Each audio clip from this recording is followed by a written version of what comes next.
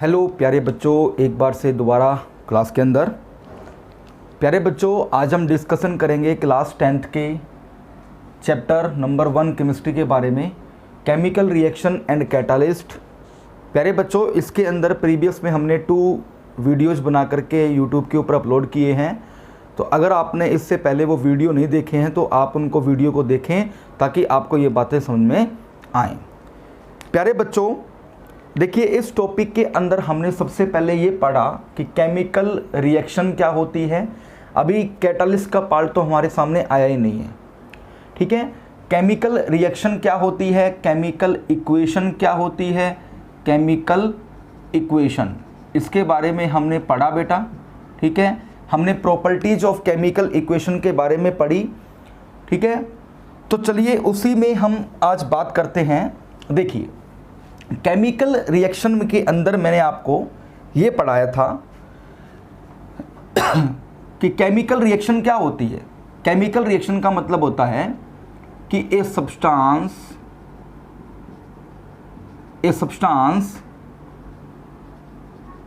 Undergo chemical change, ठीक है। कि अगर कोई सब्सटेंस क्या करता है, केमिकल चेंज के अंडरगो जाता है, ठीक है, तो उस सब्सटेंस के अंदर क्या होती है, एक रिएक्शन होती है। उस रिएक्शन को हम क्या बोलते हैं, केमिकल रिएक्शन बोलते हैं। तो सिंपल सी लैंग्वेज में हम ये कह सकते हैं कि chemical reaction are those reaction in which a substance undergo chemical change, ठीक है। एक सब्सटेंस जो है अगर वो केमिकल चेंज को टेक प्लेस करता है तो इसका मतलब ये कि उसके अंदर केमिकल रिएक्शन प्रोड्यूस हो रही है, ठीक है। चलिए प्यारे बच्चों, जैसे एक छोटा सा एग्जांपल हम लेके बताते हैं आप सभी को। नॉर्मल सा एग्जांपल है। देखिए कि मेरे पास में एक कंपाउंड है, जैसे सपोज करिए कि मेरे पास में कोई भी कंपाउंड ए है और एक कंपाउंड मेरे पास में बी है। ये आपस में रिएक्शन करके ना C+ में D बनाते हैं, ठीक है। C+ में D बनाते हैं। इस चीज़ को हम क्या बोलते हैं, इस चीज़ को हम बोलते हैं रिएक्टेंट, ठीक है, आप सभी को पता है। और इस चीज़ को हम क्या बोलते हैं, इस चीज़ को हम बोलते हैं प्रोडक्ट, ठीक है। आई बात सुनिए। देखिए होता क्या है, रिएक्टेंट, अगर मैं इसको एक चीज़ और आती है मेरे पास में कि इन टर्म्स ऑफ, अगर मैं इन टर्म ऑफ बॉन्ड की बात करूं, ठीक है, इन टर्म्स ऑफ बॉन्ड की बात करूं तो क्या होता है, तो क्या कहोगे आप, एक केमिकल रिएक्शन वो रिएक्शन होती है जिसके अंदर ओल्ड बॉन्ड टूटते हैं। मतलब ए और बी के बीच में जो बॉन्ड होगा वो ब्रेक हो जाएगा और सी और डी कुछ नए बॉन्ड हमारे पास में बन जाते हैं, ठीक है। तो इस चीज़ को भी हम कह सकते हैं। इस चीज़ को आप थोड़ा सा लैंग्वेज में लिखोगे तो क्या लिखा जाएगा,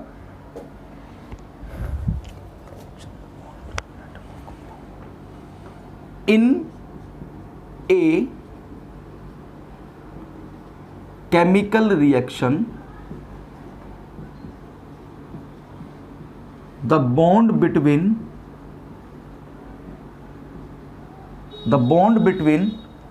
atom of a compound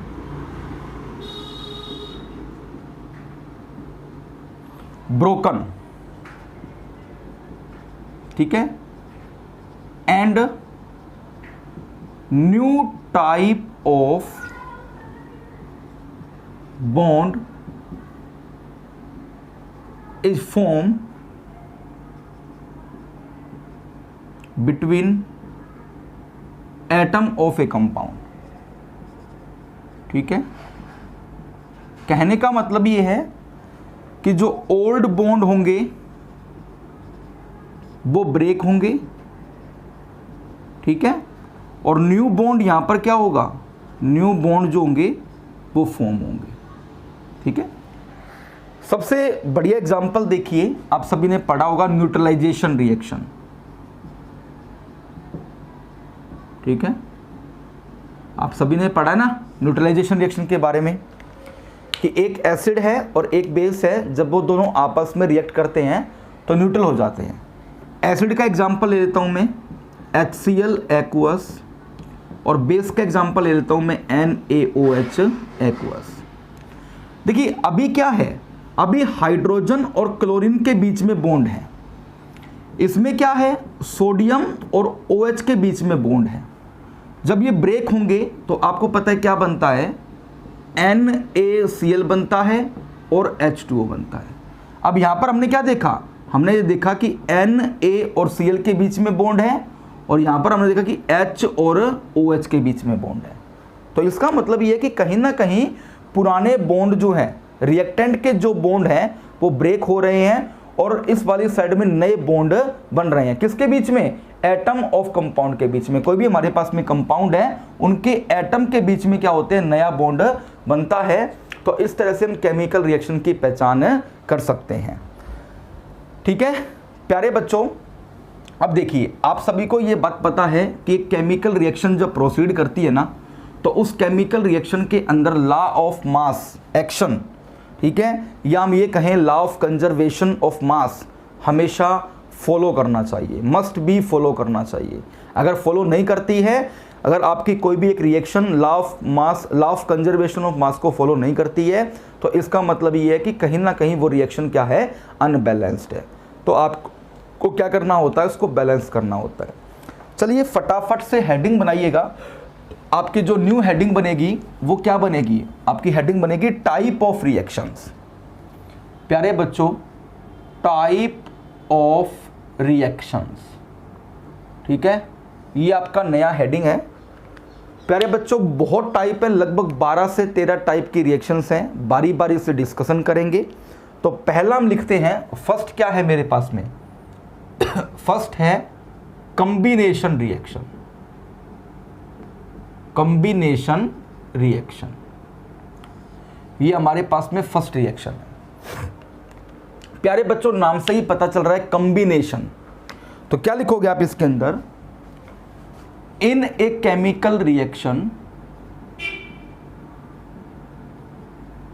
in a chemical reaction when two or more than two substance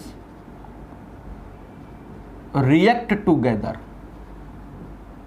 ठीक है, in a chemical reaction when two or more than two substance react together to form single substance. ठीक है, अगर आप इनके आगे लिखना चाहो तो आप लिख सकते हो कि when two or more than two substance react together. तो ये सब्सटेंस कौन से हैं, ये सब्सटेंस कौन से हैं, ये आपको पता है, रिएक्टेंट है ना। और हमें जो बनेगा वो क्या बनेगा, हमारे को प्रोडक्ट मिलेगा। ठीक है, इतना आप कह सकते हो। कहता है कि इन एक केमिकल रिएक्शन, किसी भी केमिकल रिएक्शन के दौरान when two or more than two substance react together to form single substance, ठीक है, इज नोन एज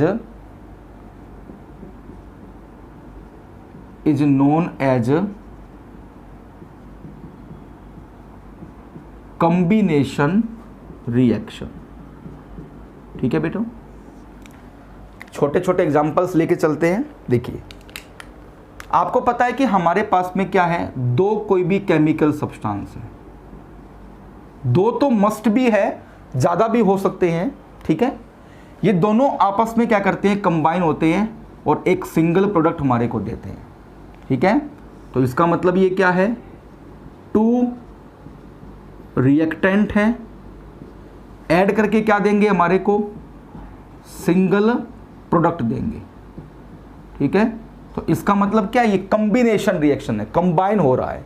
ठीक है ना, आई बात समझ में। जैसे आपको पता ना, शादी होती है, ठीक है, ए मेल है और बी फीमेल है, जब ये आपस में जुड़ते हैं तो एक परिवार बन जाता है इनका, है ना, एक न्यू फैमिली बन जाती है ना, कंबाइन हो जाते हैं। चलिए कुछ एग्जाम्पल्स इसके मेरे पास हैं। देखिए, सबसे पहला एग्जाम्पल्स मेरे पास में है, एग्जाम्पल लिखेंगे आप इसके अंदर, एग्जाम्पल ऑफ कॉम्बिनेशन रिएक्शन। तो फर्स्ट एग्जाम्पल क्या आएगा, फर्स्ट एग्जाम्पल आएगा बर्निंग ऑफ कोल। ठीक है, या फिर कंबशन ऑफ कोक, कुछ भी कह सकते हो। कार्बन को जलाना है, कार्बन का कंबशन करना है, क्या होता है, इसकी रिएक्शन क्या लिखी जाएगी।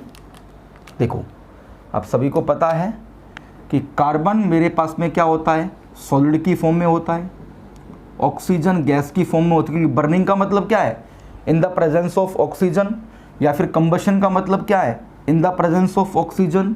ठीक है, कंबशन का मतलब आपको पता होता है to burn in the presence of oxygen. थोड़ा सा इसको लिखना चाहो, लिख सकते हो कि burn in the presence of oxygen.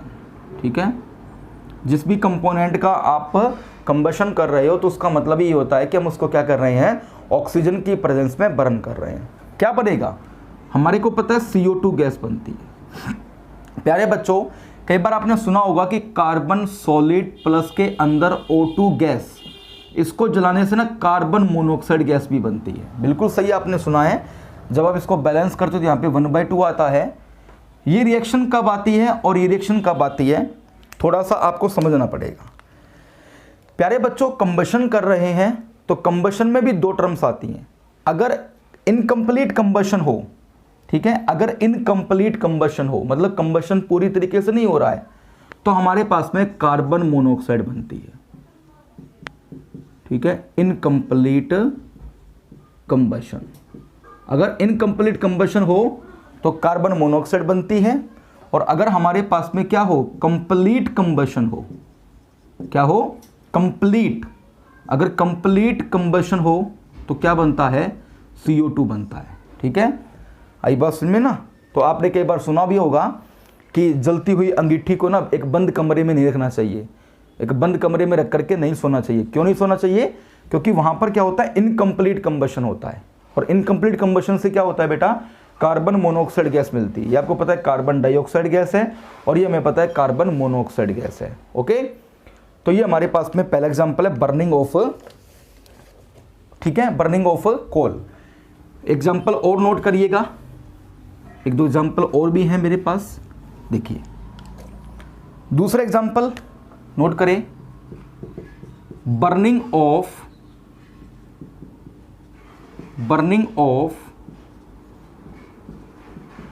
Magnesium ribbon. ठीक है, आपको सभी को पता है कि आपने मैग्नीशियम रिबन को बर्न किया है तो कैसे बनता है, Mg solid plus O2 gas is equal to MgO solid. ठीक है, यहाँ पे 2 आ जाएगा, यहाँ पे ये 2 आ जाएगा। ठीक है, आई बात समझ में। इसी प्रकार से हमारे पास में बहुत सारी ऐसी रिएक्शंस हैं जो क्या करती हैं, कम्बिनेशन करती हैं। ठीक है, तो अभी मैंने आपके सामने 3 रिएक्शन बता दी हैं, 2 प्रीवियस में बता दी, 1 मैंने बता दी, तो आप इनको इतना याद करिए। ठीक है, ओके। अब देखिए नेक्स्ट टाइप जो आता है कम्बिनेशन का उल्टा, कम्बिनेशन का जो उल्टा होता है उसको हम बोलते हैं डीकम्पोजिशन रिएक्शन। बड़े ध्यान से सुनना। दूसरा टाइप हमारे पास में आता है डीकम्पोजिशन रिएक्शन। प्यारे बच्चों, आप सभी को पता होगा कि what is the meaning of decomposition. Decomposition का मतलब होता है ब्रेक हो जाना, टूट जाना, है ना, डीकम्पोज कर जाना। ठीक है, हमने अलग अलग लैंग्वेजेज में पढ़ा है। हमने बायोलॉजी की लैंग्वेज में इसको फर्मेंटेशन के रूप में पढ़ा है कि एंजाइम की सहायता से एक बड़ा कॉम्प्लेक्स सब्सटेंस है वो ब्रेक हो जाता है। ठीक है, तो डीकम्पोजिशन रिएक्शन की डेफिनेशन क्या लिखी जाएगी, in a chemical reaction, in a chemical reaction when a single substance, ठीक है, इसको ब्रैकेट में आप लिख सकते हो रिएक्टेंट। ठीक है, in a chemical reaction when a single substance, ठीक है, single substance are break down into 2 or more than 2 simpler substance। ठीक है, कहता है कि in a chemical reaction when a single substance, जिसको हम रिएक्टेंट बोलते हैं, आर ब्रेक डाउन इनटू 2 और मोर देन 2 सिंपलर सब्सटेंस, और इसको हम बोल देते हैं प्रोडक्ट। ठीक है, the reaction is known as, the reaction is known as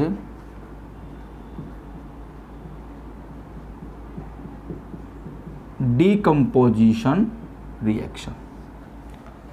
अगर मैं जनरल फॉर्म की बात करूं तो क्या लिखा जाएगा? जनरल फॉर्म में क्या लिखा जाएगा? मेरे पास में कोई भी एक सब्सटेंस ए है, ये क्या करता है, ये ब्रेक होकर के हमारे को 2 या 2 से ज़्यादा सब्सटेंस देता है। ठीक है प्यारे बच्चों, एक बात बताइए कि क्या कोई भी सब्सटेंस जो है वो अपने आप ब्रेक हो जाएगा क्या? मान लीजिए ये मेरे पास में मार्कर है, क्या ये अपने आप टूट जाएगा क्या? ठीक है, हमें क्या करना पड़ेगा? आप कहोगे सर इसको ब्रेक करने के लिए आपको फोर्स लगानी पड़ेगी, है ना। इसी प्रकार से बेटा क्या होता है, जब हम किसी भी केमिकल रिएक्शन के अंदर एक सब्सटेंस को ब्रेक करते हैं ना, 2 या 2 से ज़्यादा पार्ट के अंदर, तो हमें क्या करना पड़ता है, हमें उसके ऊपर है ना एक एक्सटर्नल एजेंसी लगानी पड़ती है। क्या लगानी पड़ती है? एक्सटर्नल एजेंसी, एजेंसी बोल दीजिए, या फिर एक एक्सटर्नल फैक्टर लगाना पड़ता है। ठीक है, और वो एक्सटर्नल फैक्टर कौन कौन से हो सकते हैं बेटा? वो हो सकता है हीट, है ना, हीट कर लो, गर्म करके ब्रेक कर दो। ठीक है, उसके बाद में लाइट दे के ब्रेक कर दो। ठीक है, सनलाइट दे के ब्रेक कर दो। और तीसरा हमारे पास में आता है इलेक्ट्रिक करंट दे करके ब्रेक कर दो। ठीक है, तो इसका मतलब ये है कि हम डीकम्पोजिशन रिएक्शन को एक सिंपल तरीके से डीकम्पोज नहीं कर सकते हैं। हम उसको करने के लिए क्या करना पड़ेगा? हमारे को इन 3 एक्सटर्नल फैक्टर की रिक्वायरमेंट रहेगी। ठीक है, तो एग्जाम्पल्स हम लेके चलते हैं। चलिए इसके एग्जाम्पल देखिए बेटा, इसके एग्जाम्पल देखिए प्यारे बच्चों। एग्जाम्पल एक बार हम सिंपल सा ले लेते हैं बेटा। देखिए कि मेरे पास में क्या है, मेरे पास में ना कैल्शियम कार्बोनेट है। ठीक है, सॉलिड की फॉर्म में पड़ा हुआ है। इसको मैं क्या करता हूँ, इसको मैं हीटिंग कर रहा हूँ। ठीक है, इसको ब्रेक कर रहा हूँ, हीट कर रहा हूँ, तो ये क्या होगा, ये हमारे को CaO सॉलिड प्लस के अंदर CO2 गैस के अंदर ये कन्वर्ट हो जाएगा। तो इसका मतलब क्या है? इसका मतलब ये कि हमारे पास में एक सिंगल सब्सटेंस था, जब हमने उसको हीटिंग किया तो हमारे को 2 सिंपलर सब्सटेंस मिले। ठीक है, इसको हम क्या बोलते हैं? इसका नाम है कैल्शियम कार्बोनेट। ठीक है, इसका नाम है कैल्शियम ऑक्साइड, जिसको हम क्या बोलते हैं? क्विक लाइम भी बोलते हैं। ठीक है, क्विक लाइम, इसके भी नाम है, बताता हूँ मैं आपको। और ये हमारे पास में कार्बन डाइऑक्साइड है। ठीक है, इसके भी हमारे पास में नाम है। इसको हम लाइमस्टोन के नाम से भी जानते हैं, लाइमस्टोन के नाम से भी जानते हैं। इसको हम मार्बल के नाम से भी जानते हैं बेटा। ठीक है, तो मैं आपको 3 बातें बता देता हूँ। ये 2 तो हमारे पास में ये हो गई, और एक हमारे पास में होता है कैल्शियम हाइड्रोक्साइड, CaOH की ट्वाइस। ठीक है, इसका नाम है कैल्शियम हाइड्रोक्साइड। ठीक है, कैल्शियम हाइड्रोक्साइड के बारे में आता है। ठीक है, और इसको हम क्या बोलते हैं? इसको हम बोलते हैं स्लैक्ड लाइम। ठीक है, स्लैक्ड लाइम बोलते हैं। ठीक है, तो ये चीज़ें आपको पता होनी चाहिए। तो जनरल फॉर्म में एक बार डीकम्पोजिशन के लिए इतना याद कर लो। अब देखिए हमारे को ये पता है, एक सिंपल सी लैंग्वेज में हम ये लिख सकते हैं कि decomposition reaction is the reverse of combination reaction. क्या कहना गलत होगा? नहीं होगा ना। तो हम एक थोड़ा सा पॉइंट बना करके लिख सकते हैं, द डीकम्पोजिशन रिएक्शन,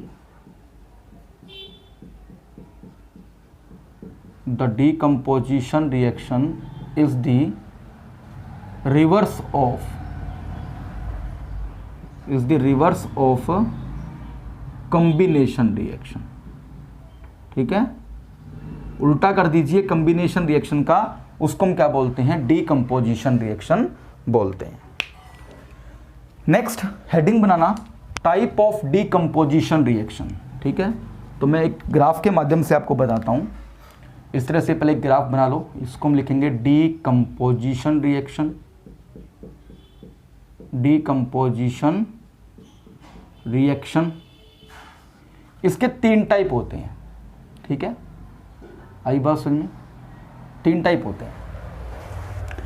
सबसे पहला जो टाइप होता है वो होता है थर्मल डीकम्पोजिशन। थर्मल डीकम्पोजिशन, ठीक है। दूसरा मेरे पास में होता है फोटोलिटिक डीकम्पोजिशन। फोटोलिटिक डीकम्पोजिशन, और थर्ड मेरे पास में होता है इलेक्ट्रोलिटिक डीकम्पोजिशन। ठीक है बेटा, चलिए डिस्कशन करते हैं। थर्मल डीकम्पोजिशन, थर्मल का मतलब होता है बाय हीटिंग। बाय हीटिंग, कि हम क्या कर रहे हैं, हम किसी भी सब्सटेंस को हीट करके उसका डीकम्पोजिशन कर रहे हैं। ठीक है, ठीक है, तो क्या लिखा जाएगा, thermal decomposition is defined as the, thermal decomposition is defined as the decomposition is carried out, decomposition is carried out with the help of heat, है ना, with the help of heat। प्यारे बच्चों, एक मैं आपको लैब एक्टिविटी बताता हूँ। जैसे मान लीजिए कि मैंने आपको कोई भी एक सॉलिड सब्सटेंस दिया और मैंने आपको डिस्टिल्ड वाटर दे दिया, वाटर दे दिया आपको मैंने, और मैंने कहा जी इसको गुलाओ। आपने क्या किया, उस सॉलिड सब्सटेंस को बीकर पे पानी लेकर के डाल दिया और आप उसको क्या कर रहे हो, स्टिर कर रहे हो। वो स्टिर करने के ऊपर भी क्या हो रहा है, घुल नहीं रहा है। तो आप कहोगे सर ये घुल नहीं रहा है, मैं कहूँगा इसको हीटिंग करो। आप क्या करोगे, उसको बंसन बर्नर पर चढ़ाओगे और उसको हीटिंग करोगे। हीटिंग करने के बाद वो सब्सटेंस जो है वो घुल जाएगा। तो कहने का ऑब्जली मतलब ये होता है कि थर्मल डीकम्पोजिशन क्या होता है, हीटिंग की हेल्प से क्या हो रहा है, डीकम्पोजिशन हो रहा है। अब एक जो एग्जांपल हमने लिखा था कि कैल्शियम कार्बोनेट सॉलिड की फॉर्म में होता है, जब उसको हम हीटिंग का सिंबल हमारे पास में ये होता है डेल्टा। ठीक है, जो आप त्रिभुज बनाते हो, ट्रायंगल्स बनाते हो, ठीक है, तो इसको हम लिख सकते हैं हीटिंग है ये। ठीक है, क्या बनेगा, CaO सॉलिड प्लस के अंदर CO2 गैस बन रही थी। ठीक है, ये लिख सकते हो। और भी एग्जांपल्स डिस्कशन करेंगे, चलिए कर ही लेते हैं, कोई बात नहीं है। देखिए प्यारे बच्चों, एक आपने सभी ने सुना होगा नीलाथोथा के बारे में, है ना, सभी ने सुना है नीलाथोथा क्या होता है, ब्लू बिट्रोल जिसको हम बोलते हैं। आप सभी ने सुना है कि कॉपर सल्फेट का फॉर्मूला क्या होता है, कॉपर सल्फेट। ठीक है, कॉपर सल्फेट, असल में तो कॉपर सल्फेट होता है CuSO4, बट एक्चुअल में इसकी जो कंपोजिशन होती है वो होती है CuSO4.5H2। इसको हम बोलते हैं पेंटाहाइड्रेटेड कॉपर सल्फेट। ठीक है, पेंटाहाइड्रेटेड कॉपर सल्फेट। ये पेंटा का मतलब होता है 5, हाइड्रेटेड का मतलब होता है पानी के मॉलिक्यूल, यानी कि कॉपर सल्फेट के साथ में 5 वाटर के मॉलिक्यूल जुड़े होते हैं, और इसकी फॉर्म को हम बोलते हैं वाटर ऑफ क्रिस्टलाइजेशन। क्या बोलते हैं इस चीज को, वाटर ऑफ क्रिस्टलाइजेशन। ठीक है, अब देखिए प्यारे बच्चों, एक छोटी सी एक्टिविटी है। जैसे मान लीजिए ये हमारे पास में कोई भी एक चाइना डिस्क है। ठीक है, आप सभी को पता है इस तरह की चाइना डिस्क होती है। इसके अंदर मैंने क्या किया, इसके अंदर मैंने पाउडर की फॉर्म के अंदर, है ना, ये पाउडर की फॉर्म के अंदर मैंने ब्लू बिट्रोल भर लिया। ब्लू बिट्रोल का मतलब है कॉपर सल्फेट का मैंने सॉल्यूशन भर लिया। आप सभी को पता है कि नीले रंग का इस तरह से छोटे छोटे छोटे छोटे छोटे छोटे टुकड़े होते हैं। ठीक है, ये कॉपर सल्फेट का सॉलिड फॉर्म में पड़ा हुआ है। ठीक है, इसको हम क्या कर रहे हैं, इसको हम नीचे से ऐसे इसको हीटिंग कर रहे हैं। ठीक है, इसको हम क्या करते हैं, इसको जब हम इसको हीटिंग करते हैं ना, ऊपर से ऐसे हीटिंग करते हैं तो क्या होता है, यहाँ से ना इस तरह से ना ब्लू फोम्स बाहर निकलती हैं। क्या निकलती हैं? ब्लू फोम्स बाहर निकलती हैं। जब हीटिंग करेंगे तो ये हमारे पास में वाइट कलर का पाउडर जमा हो जाता है। क्या हो जाता है? वाइट कलर का पाउडर जमा हो जाता है। तो इसका मतलब क्या है? इसका मतलब ये है कि जब हम कॉपर सल्फेट .5H2O को हीटिंग करते हैं ना, तो यहाँ से पानी के मॉलिक्यूल जो हैं वो बाहर हो जाते हैं। कॉपर सल्फेट सॉलिड प्लस में H2O 5H2O हमारे को मिलता है। तो इसका मतलब क्या है? ये भी क्या है? एक प्रकार का थर्मल डीकम्पोजिशन का एग्जाम्पल है। ठीक है। इसी प्रकार से बेटा हमारे पास में फेरस सल्फेट होता है FeSO4.7H2O। ठीक है। ये क्या करेगा? ये भी हमारे पास में FeSO4 प्लस में 7H2O के अंदर ब्रेक हो जाएगा। क्लियर आप सभी को बेटा? चलिए, तो ये होता है थर्मल डीकम्पोजिशन, यानी कि decomposition is carried out with the help of heating. ठीक है। दूसरा हमारे पास में आता है photolytic decomposition. What is the meaning of photolytic? In the presence of sunlight. ठीक है। In the presence of sunlight, sunlight की हेल्प में क्या हो रहा है? रिएक्शन हो रही है। ठीक है। तो आप सभी को पता है कि AgBr, ठीक है, AgBr को हम क्या करते हैं, इसके दो मॉलिक्यूल लेके हम क्या करेंगे, जब इसको हम सनलाइट प्रोवाइड करेंगे ना, सनलाइट का सिंबल मेरे पास में ये होता है बेटा। ठीक है। H होता है, बताया भी था मैंने पहले। ये क्या होगा? 2Ag सॉलिड प्लस के अंदर Br2 जो है वो गैस की फॉर्म के अंदर बाहर निकल जाएगा। ठीक है। इसी प्रकार से क्या होगा? 2AgCl। ठीक है। इसको भी जब हम सनलाइट देंगे तो ये क्या होगा? ये हमारे पास में 2Ag सॉलिड प्लस के अंदर Cl2 गैस की फॉर्म में बाहर निकल जाएगा। ठीक है। याद रहे, ये जो AgBr जो होता है, AgBr, इसको हम ब्लैक फोटोग्राफी के अंदर भी इस्तेमाल करते हैं। ठीक है। ब्लैक फोटोग्राफी, ठीक है, ब्लैक फोटोग्राफी में भी क्या करते हैं? इसको हम इस्तेमाल करते हैं। ठीक है, AgBr को। चलिए, उसके बाद में क्या है? तो फोटोलिटिक का मतलब क्या होगा? तो एग्जाम्पल मैंने आपको पहले ही बता दिए, डेफिनेशन आप लिख लीजिएगा कि फोटोलिटिक डीकम्पोजिशन क्या होती है। Photolytic decomposition,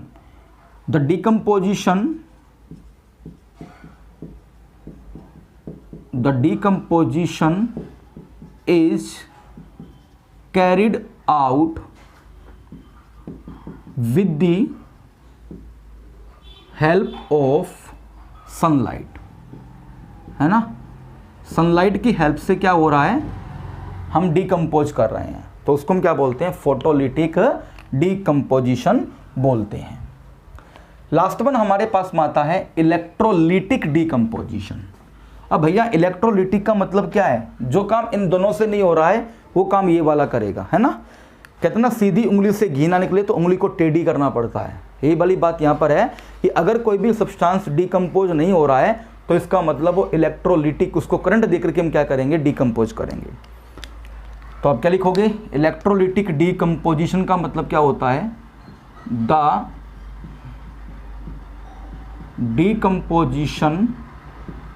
decomposition is carried out with the help of an electric current. ठीक है प्यारे बच्चों, इलेक्ट्रिक करंट की सहायता से हम क्या कर रहे हैं? डीकम्पोज कर रहे हैं। तो आपने सुना होगा, इसका एग्जाम्पल बहुत फेमस है, आपकी बुक में भी लिखा हुआ है। इसका एग्जाम्पल होता है इलेक्ट्रोलिसिस ऑफ वाटर। ठीक है, पानी का इलेक्ट्रोलिसिस करो। इलेक्ट्रोलिसिस का मतलब होता है तोड़ो। अगर मैं इसको सिंपल लैंग्वेज में कहूँ तो it is the combination of two word, electro plus में लिसिस। इलेक्ट्रो का मतलब क्या होता है? Electric current, electric current. और लिसिस का मतलब क्या होता है? डीकम्पोजिशन, या फिर हम सिंपल लैंग्वेज में कह सकते हैं ब्रेक डाउन। लिसिस का मतलब क्या है? Break down. ठीक है, यानी कि क्या हो रहा है, ब्रेक डाउन हो रहा है किस चीज़ का, वाटर का इलेक्ट्रिक करंट की सहायता से। तो इसकी ओवरऑल रिएक्शन क्या हो जाएगी, मैं एक बार सिंपल लैंग्वेज में आपको लिख देता हूँ, ठीक है, इसको हम बोलते हैं इलेक्ट्रोलिसिस। ठीक है, तो ये क्या बन जाएगा, इलेक्ट्रोलिसिस, तो ये क्या बन जाएगा, 2H2 गैस प्लस के अंदर O2 गैस बनेगा। ठीक है, तो ये हमारा आज का टॉपिक था बेटा, इलेक्ट्रोलिटिक डीकम्पोजिशन, मतलब टाइप ऑफ डीकम्पोजिशन रिएक्शन। इन दोनों को हमने डिस्कस कर लिया है। इस चीज़ को विद एक्टिविटी के साथ हम नेक्स्ट क्लास में डिस्कशन करेंगे। ठीक है, विद एक्टिविटी कि कैसे इलेक्ट्रोलिसिस होता है वाटर का, उस चीज़ को हम क्या करेंगे, नेक्स्ट क्लास के अंदर डिस्कशन करेंगे और हम अपने चैप्टर को आगे प्रोसीड करेंगे। तो आज हमने सिर्फ 2 ही टॉपिक डिस्कशन किए हैं, कॉम्बिनेशन रिएक्शन क्या होती है और डीकम्पोजिशन रिएक्शन क्या होती है। Thank you.